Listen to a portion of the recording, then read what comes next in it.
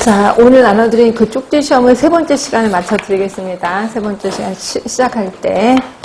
자, 우리 계속해서 조금 42쪽입니다. 42쪽에 역학적 조사 방법에서 그 편견, 뭐 이거는 바이어스니까 그냥 보시면 될 것 같고요. 이중맹검법에 대해서 잠깐만 얘기를 할게요.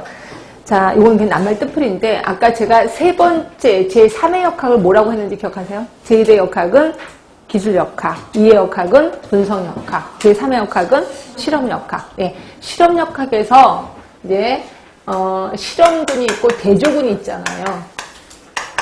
실험군하고 대조군을 이제 만들어 놓고 그 다음에 이제 실험을 하는데, 자 보세요. 그게 여러분이 실험군이에요. 여러분이 이제 대조군이에요. 제가 이제 신약을 개발했거든요. 근데 요 약이 그 머리가 맑아지는 약, 그러니까 치매를 예방하는 약이라고 합시다. 그러면 제가 이제 이 약을 주면서 연구자는 연구 결과가 좋게 나와야 되는 건 알고 계시죠? 그래서 제가 이제 이 신약을 딱 여러분들 드리면서 이건 되게 좋은 약이에요. 이거야 뭐 머리가 아주 맑아질 겁니다. 이렇게 얘기를 합니다. 자, 여러분은 대조군이기 때문에 제가 이 약을 못 드려요. 근데 혹시 서운해 하실까봐 비타민 C 드릴게요. 라고 해서 딱 줬어요. 그럼 여러분들은 먹으면서 어때요? 기분이 어때요? 느낌이? 응? 느낌이 어때요?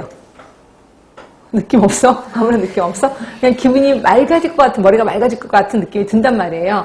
여러분 또, 그냥 기분이 나빠. 나 그냥 좀 참여했으면 차라리 저 신약을 먹을 걸. 이게 한단 말이에요. 그럼 여러분의 마음가짐이 연구 결과에 영향을 미칠 것 같아, 안 미칠 것 같아? 미친단 말이에요. 그래서 여러분이 내가 실험군인지 대조군인지 모르게끔 해. 그걸 우리는 단일맹검법, 이렇게 표현합니다. 단일맹검법. 자, 단일맹검법은 누가 뭐를 모르는 거냐면, 그러니까 피실험자죠. 피실험자가 자기가 실험군인지 대조군인지 모르게끔 하는 거예요. 이걸 우리 단일맹검법이라고 합니다. 근데 단일맹검법에서 누구는 아냐면 연구자는 안단 말이에요. 연구자는 알아요. 그러다 보니까 연구가 좋게 나가기 위해서 막 약을 주면서 이거 되게 좋아요. 막 눈 맞추면서 얘기합니다. 여러분한테 그냥 드세요. 이렇게 얘기를 한단 말이에요. 그럼 여러분들은 또 내 태도를 보고 이거 신약인가 봐. 이거 비타민 C인가 봐. 라고 이렇게 딱 유추를 하는 거죠. 그래서 결국 나조차도 모르는 거를 우리 이중맹검법 이렇게 하는 이중맹검법.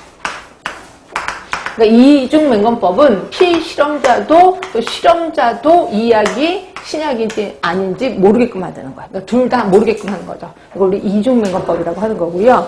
그리고 삼중맹검법이라고 또 있습니다. 삼중맹검법은 제3자인 통계자도 모르는 거야. 통계자도 모르고 피실험자도 모르고 실험자도 모르고. 실험자라고 하니까 연구자라고 합시다. 연구자. 그러면 헷갈리지? 헷갈리나? 피연구자, 연구자. 하여튼 이렇게 뭐를 얘기하는지는 아실 거예요. 하여튼 이렇게 모르게끔. 그래서 원래 통계할 때는요. 이렇게 됩니다. 이제 통계가 1로 나오는 경우가 있고 2로 나오는 경우가 있고 결과가 그리고 애매하게 이 사이에 끼게 나온 게 있어요. 그럼 꼭 통계하는 사람이 연구자한테 연락을 해요. 이거 1로 나오게 하는 게 좋아요? 2로 나오는 게 좋아? 이렇게 얘기를 해요. 그럼 우리는 제발 1로 나오게 해주세요. 이렇게 얘기를 하거든요. 그래서 우리 시험에서는 장점이 뭐냐면 조작이 가능하다 이런 것도 있어요. 대부분 실험은 조작이 가능합니다. 그래서 그렇게 조작을 하게끔 하는데 근데 이 통계하는 사람조차도 이런 거 모르게끔 하는 거야. 모르게끔 해서 객관적으로 통계를 내버리는 거죠. 그런 거를 우리는 삼중맹검법이라고 하는 거죠. 그렇죠? 근데 대부분의 실험 연구는 이중맹검법까지 하고 있습니다. 근데 삼중맹검법은 솔직히 안 하고 있습니다. 하여튼 이거 알아두시면 되고요. 그래서 우리 책에는 이중맹검법만 있지만 저는 이제 단일, 3중까지 다 설명드렸습니다. 이중맹검법 볼게요. 실험군과 피실험군의 편견을 제거하는 방법으로 실험자와 피실험자 모두 누가 실험군이고 누가 대조군인지를 모르게끔 하는 거를 이중맹검법. 근데 이 중에서 피실험자만 몰라. 그럼 이거를 단일맹검법이라고 하는 거죠. 자, 그 다음에 이제 산수로 들어가겠습니다. 진단검사의 오차 그래서 타당성, 신뢰성, 뭐 이런 감수성, 특이도, 민감도 이런 거를 좀 하겠습니다. 요게 이제 시험에 좀 자주 나오거든요. 요게 이제 산수예요. 자, 우리 지금 이 중에 이렇게 많은 것 중에서 그걸 할 겁니다. 타당도라는 거 하고요. 그 다음에 신뢰도라는 걸 좀 할까 합니다. 타당도하고 신뢰도. 이게 이제 관역으로 설명을 드릴 건데요. 자, 관역이 3개가 있어요.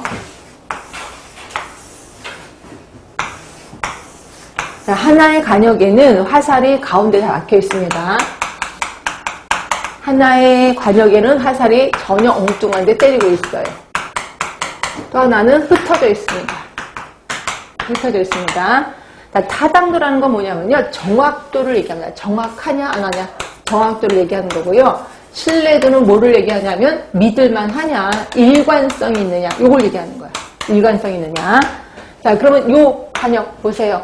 타당도 높죠. 가운데 박힌 걸 우리 정확하다고 표현하는데 타당도 되게 높아요.